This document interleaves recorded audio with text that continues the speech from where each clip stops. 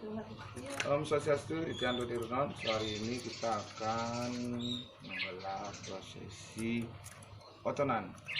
Otonan itu dari kalender Bali jatuhnya setiap 210 hari sekali.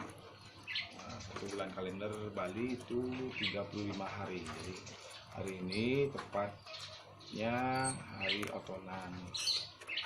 Oke, check it out.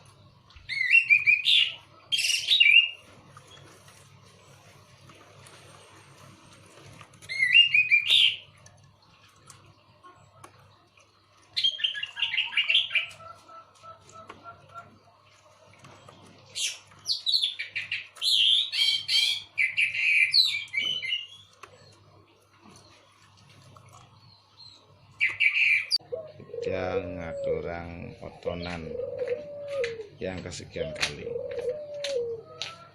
dibuat oleh istri tercinta yang sudah belajar untuk membuat bandan otonan.